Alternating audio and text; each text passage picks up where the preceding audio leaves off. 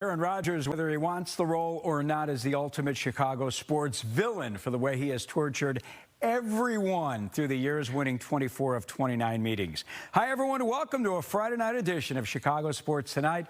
She is Cassie Carlson.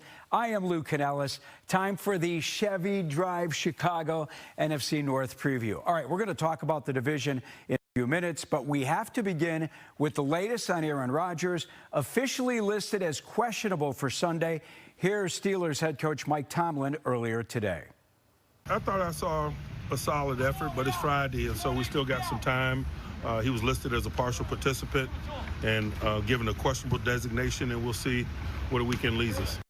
If the guy can walk, I think he will play on Sunday. Yeah, most definitely. I mean, going into this week, as soon as we heard about the left wrist fracture and the fact that he was going to get back on the practice field on Thursday, then he was talking, remembering all the times that he was a Packer in Chicago at Soldier Field, 25-5 against the Bears. Like, this guy, knowing, too, that it's probably the last time that he's going to play in this stadium, is going to make sure he's out on the field on Sunday. And I think that he can actually, I mean, it's not his throwing hand, so he can throw the football. He's changed the way he plays the quarterback position now. At the age of 41, he gets the ball out quicker.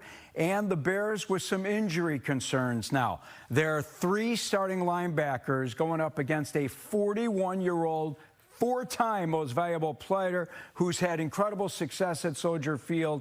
That worries me. Yeah, and I think that's why, too, you're talking about Aaron Rodgers and being able to get the ball out fast. They could also just run the ball because the Bears' run defense has a lot of holes in it to begin with. Now you're not going to have T.J. Edwards, Tremaine Edmonds, or Noah Sewell, who stepped in very nicely with T.J. Edwards out for a lot of the games this season. So you're going to rely on guys like rookie Ruben Hippolyte, DeMarco Jackson, and as well as Eamon Ogbongbemiga. So if I'm looking at the Steelers and their game plan going into this game, why not try running the ball with Jaylen Warren, who is questionable heading into this game? Sounds like he's going to play because he was back on the practice field on Friday. And Kenny Gainwell, who not only can run, but he can catch out of the backfield as well. So I think that's going to be an emphasis. And it's something that Dennis Allen talked about this week about Aaron Rodgers. He's one of those cerebral quarterbacks. He reminds you of Joe Flacco in a lot of ways. Matthew Stafford, who continues to play at a high level and almost an MVP caliber because they just know the game so well. Nothing fools these guys when they're out on the field. All right, Tina Wynn was at Hallis Hall today. I want to hear from the Bears before we go any further. Here's Tina today in Lake Forest. Well, as the Bears enter the toughest part of their schedule, they'll do it shorthanded, with the secondary already banged up and now without 3 of their top linebackers in Tremaine Edmonds, T.J. Edwards, and Noah Sewell. DeMarco Jackson and rookie Ruben Hippolyte will be called to action with limited reps. I'm doing what I've been doing since training camp, so you know, I have a great relationship with all the guys on defense, so it's all good. I'm ready to go. It's on me, you know. I'm gonna be the one out there playing, so yeah, those guys are great. They support me and all that, but I mean, at the end of the day, no one's gonna help me prepare better than me. We're gonna be really smart with all these guys that are out there. You know, we got guys returning in the near future here, and guys that are playing on Sunday. We know it's going to be a quick turnaround. So everybody in the league deals with this. You know, fortunately for us, it's a 5-day span. Most teams have to deal with a 4-day span. It's easy to forget what happens in September and October really quickly. So we've put ourselves in a good spot right now, but really the season is just now starting as far as we're concerned. In other injury news, Jalen Johnson and Kyler Gordon officially listed as questionable on Sunday. Both were a full participant at practice on Friday. Ben Johnson said about Jalen Johnson has been receiving a lot of competitive reps over the course of the week. Lou and Cassie.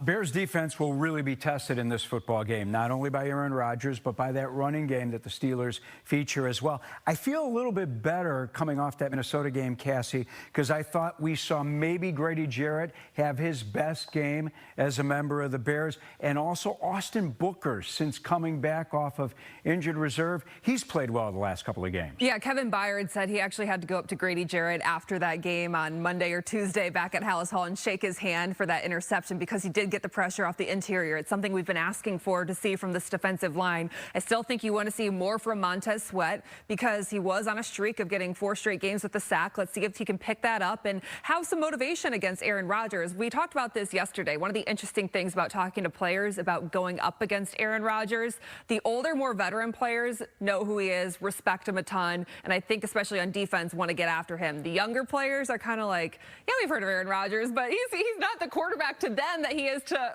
us, for example. So that's always an interesting disparity. All right, Bears need to run the football in this game. Yeah. In my opinion, they need to keep Aaron Rodgers off the football field.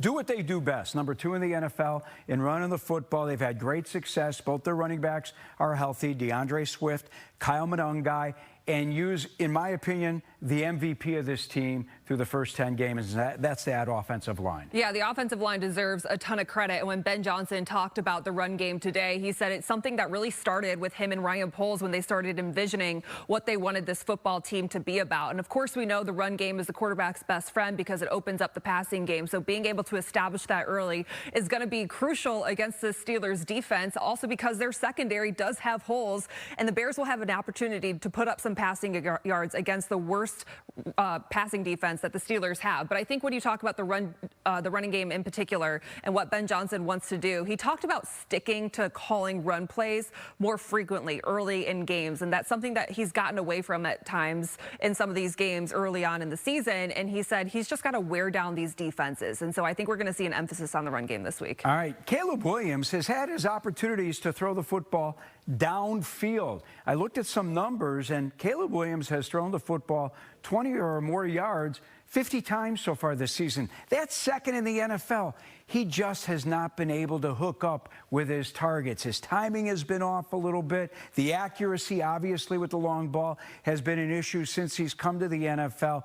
He could have some opportunities, especially in the middle of that Steelers defense. Pittsburgh's had a tough time defending the tight end, haven't they? Yeah, and I think it's something that we're starting to see while there are accuracy issues and he has not been on the same page as DJ Moore, for example. I think it's something that coaches aren't really concerned about at this point because they're saying those things take time, and the chemistry is not something that just happens and is built over training camp. It's going to be built over the course of the season as well. So they're going to keep taking those deep shots as well, not only just in the middle of the field. And I think we're starting to see the trust build between the coaching staff and some of the young players like Colston Loveland and Luther Burden. Both can be really good in those scenarios. But the interesting note, I thought the biggest thing that we learned this week about this offense and what Ben Johnson thinks about when scheming against teams is that he doesn't want Caleb Williams to throw the 50-50 balls. He is trying to scheme these receivers open. So they're going to continue to work on that. And I think Caleb Williams has mentioned, too, that he's a fan of that because he's a fan of keeping the ball safe and not throwing interceptions. Any other news nuggets that you learned over the course of the week that you brought back here to the station? I mean, the most interesting thing that we're going to have to wait and see leading up to the game on Sunday is going to be the status of Jalen Johnson, who was a full participant for the first time both on Thursday and Friday. But I think the concern with him coming back from the soft tissue injury, as well as Kyler Gordon, is that they're playing 2 games in 5 days. So with the short turnaround playing Black Friday in Philly, not sure you want to put Jalen Johnson back on the field for this game. Maybe you wait the extra 5 days and he makes his debut or return on Black Friday. Yeah, conditioning as well. I mean, Totally. He hasn't been out there on the football field since the beginning of the season. And as you touched on, the last thing you want to do is bring these guys back too early, have them re-injure themselves, then lose them for the rest of the season. Against Pittsburgh, obviously, you'd love to win this game, but there's still 6 more on the schedule. You've got 7 wins already.